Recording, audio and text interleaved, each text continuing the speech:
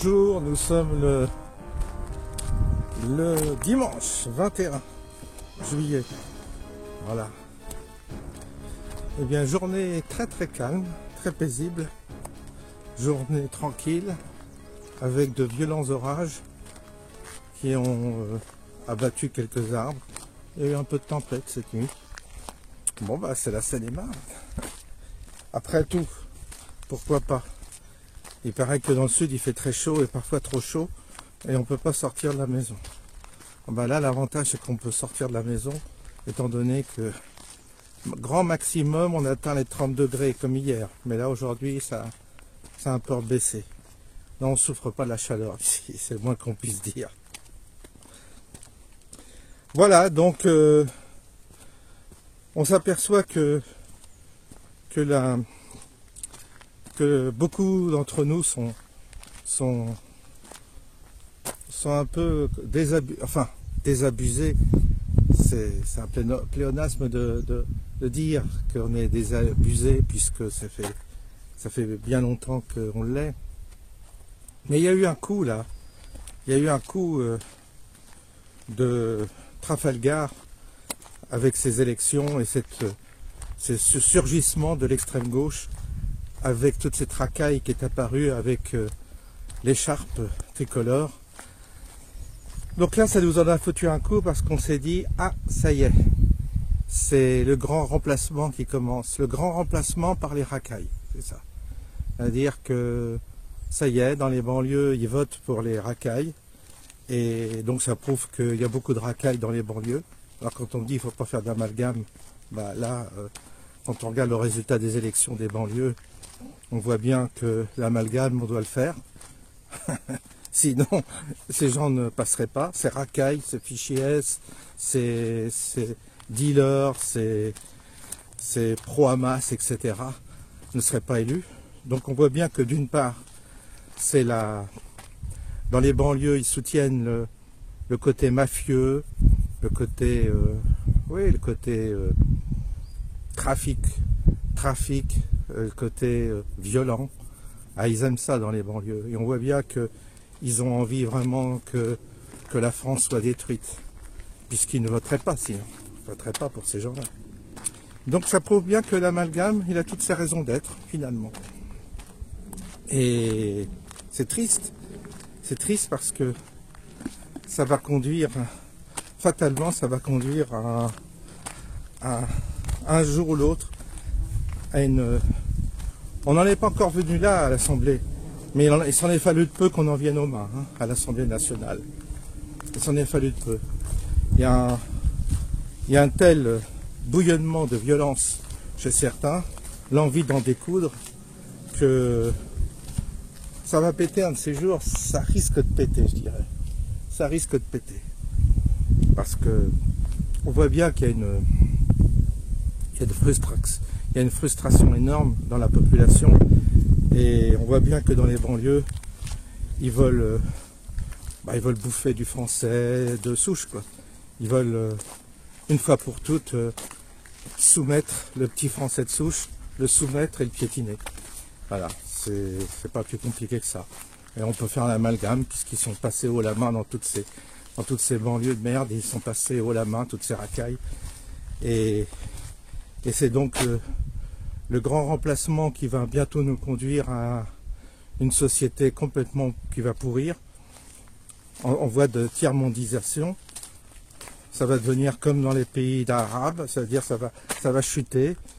Tout ce qu'ils seront capables de faire, c'est profiter des infrastructures, puis les détériorer progressivement, sans savoir faire marcher l'économie, sans avoir les intelligences nécessaires pour faire fonctionner une économie, de l'industrie, etc. On le voit dans les pays arabes, c'est des pays qui sont à la ramasse tous.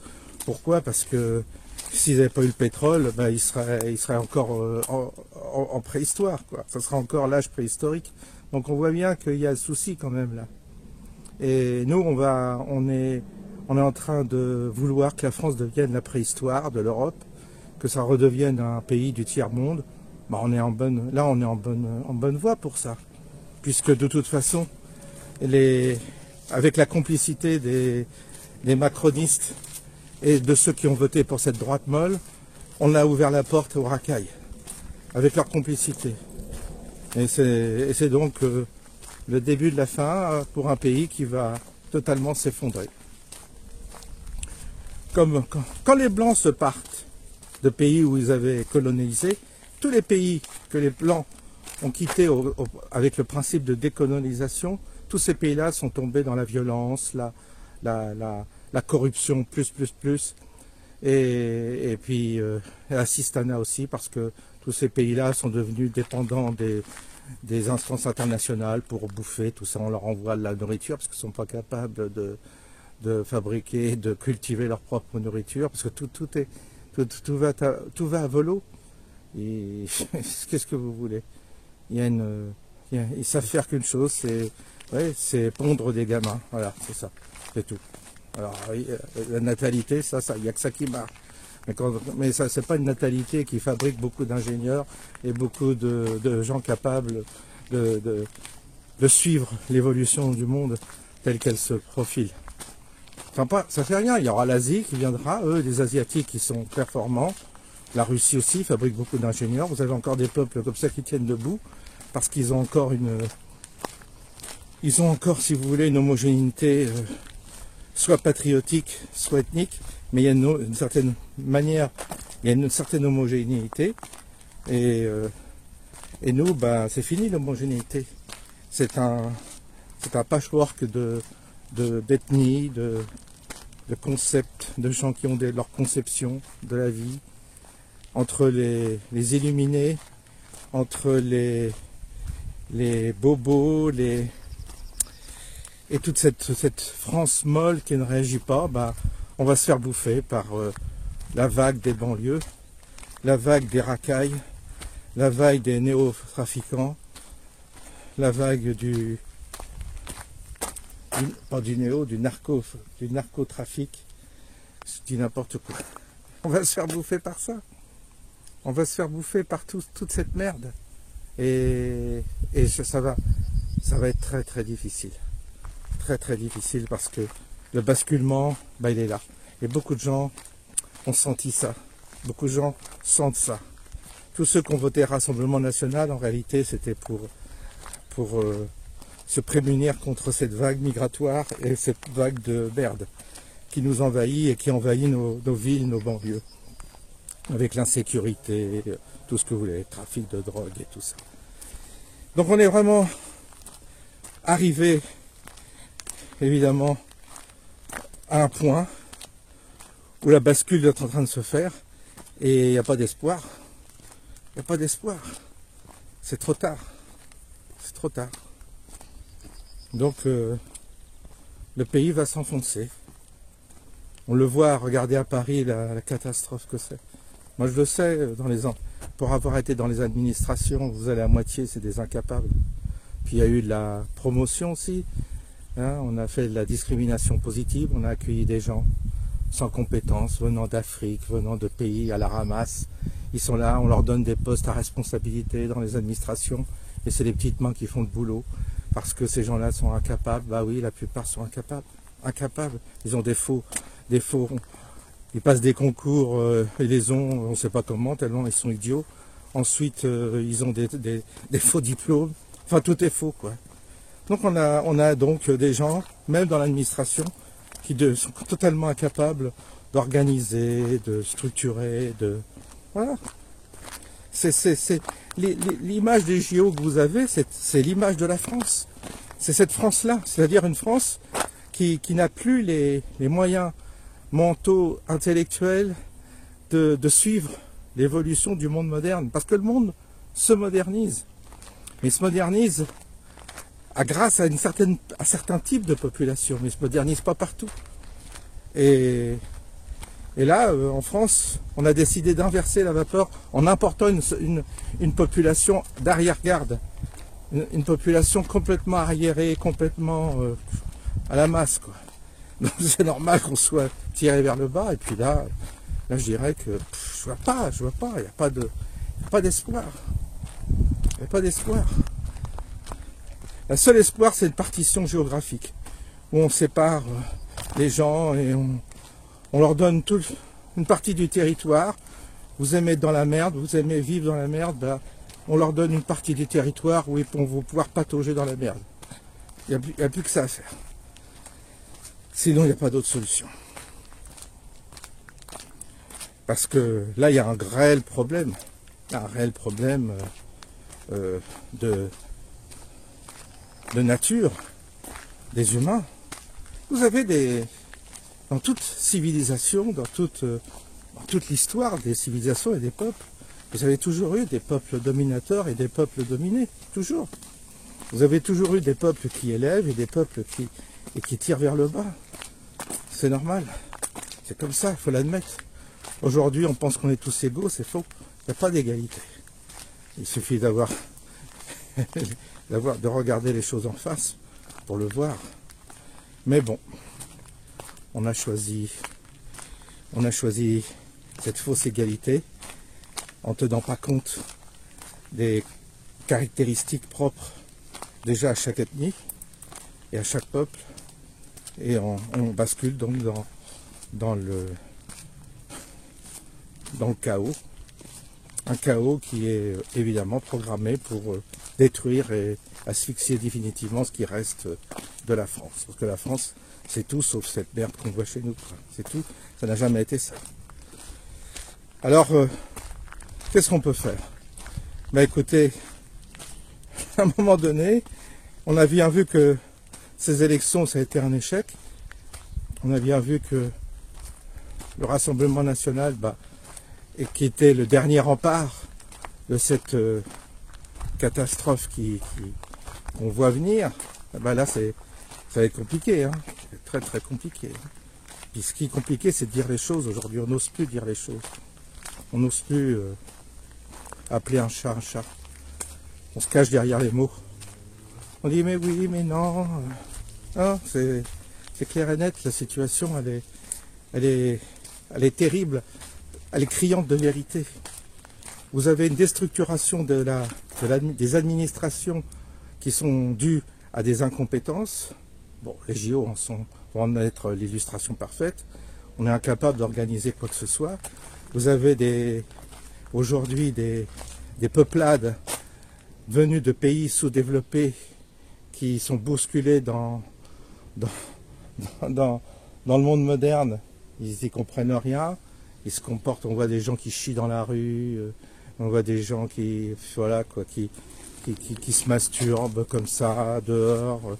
Vous avez de tout. Vous avez des gens à la dérive, des zombies comme ça, qui viennent d'Afrique et d'Afrique et d'Afrique. Bah oui, vous avez là-bas, je vous dis, ils pondent. Donc voilà, ça arrive chez nous.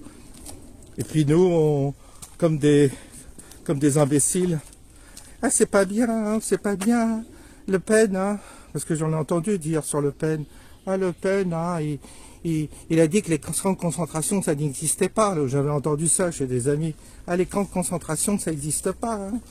Il a dit que ça n'existait pas. Il n'a jamais dit ça, mais les gens, vous voyez, ils racontent que des conneries. Ils répètent les conneries qu'on leur a dit. Et ils n'ont pas compris. Ils n'ont toujours pas compris. Les mêmes ont encore voté pour Macron, pour la gauche. Là, les mêmes. Alors, qu'est-ce que vous voulez? Quand on est bouché à l'émery à ce point-là, qu'est-ce que vous voulez attendre? Qu'est-ce que vous voulez attendre? Il n'y a rien à attendre. Rien. Non, c'est définitivement mort. On va assister à un festival de violence, à un festival de règlement de compte, et les petits blancs, ils vont pas s'en remettre. Ils vont pas comprendre ce qui leur arrive. Là, on a vu, hein, à l'Assemblée nationale, vous avez vu le costaud, là, face au petit blanc de 20 ans, là, comment il l'a toisé? Ça veut tout dire. Tout est résumé là, dans cette image-là, dans cette provocation. Ce qu'ils veulent, c'est frapper, détruire le petit blanc et prendre sa place avec le drapeau palestinien. Et ce sera un autre drapeau après la Palestine. Et il n'y aura plus de drapeau français. Ce sera que des drapeaux étrangers. Ce sera une annexe de l'Algérie, je ne sais quoi. Voilà ce que ça va devenir, la France. Un pays de merde, quoi. Ils savent faire que ça, de toute façon. Importer la merde, ça ils savent. Mais construire, bâtir, non, impossible. C'est fini. Il n'y a rien à attendre. Tricher, magouiller, toucher les allocs, ah ça ils sont bons. Mais quand il s'agit de construire un truc propre, nickel, organisé, rien à faire, il n'y a rien. Des superstitions de merde. Ah oui, ça, ils savent aussi. À faire de la magie noire, faire tenir des propos superstitieux.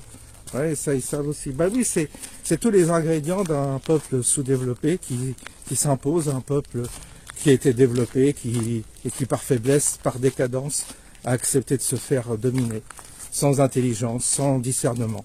Voilà un peu le destin de notre pays.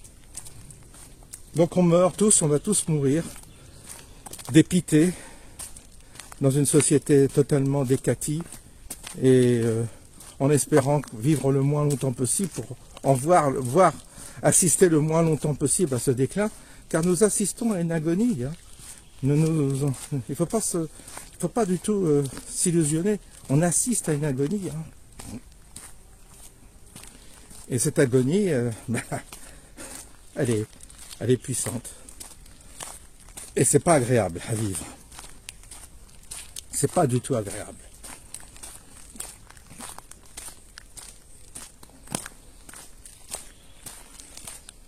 C'est comme ça. C'est comme ça. Je vois bien. Je vois bien les jeunes s'adapteront. Il y a ceux qui vont s'armer, il y a ceux qui vont faire des sports de combat, il y en a qui vont s'organiser en milice, il y en a qui vont s'organiser, s'adapter. Ça, c'est de l'homme s'adapte aux circonstances. Mais ce sera plus ce pays qui a été et qui était sur une voie plutôt ascensionnelle. Non, non. C'est un pays qui est malheureusement en train de disparaître. Il faut vraiment un miracle. Il faut vraiment un miracle et un concours providentiel pour que tout cela soit changé et inversé. Mais ce miracle-là va-t-il venir? La question est là. Est-ce que la France va être sauvée? Dans l'état où elle est actuellement, ça craint. En tous les cas, si la France est sauvée de cette perspective sombre que je vous décline, bah, ça veut dire que ce sera un miracle. Ce sera une opération providentielle qui vient d'ailleurs. Un truc de paranormal, je dirais. Il n'y a plus que le paranormal qui peut nous sauver de là. Tant qu'on reste dans des critères, je dirais, rationnels et tels qu'on maîtrise, tous les pronostics, toutes les statistiques montrent qu'on est foutu. Qu'il n'y a pas de possibilité. Voilà. Bon, bah, je vais faire demi-tour.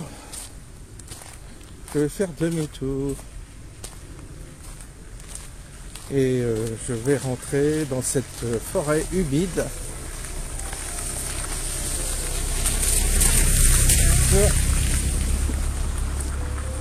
Et puis voilà. Je vous souhaite une bonne soirée. Je vous dis à bientôt.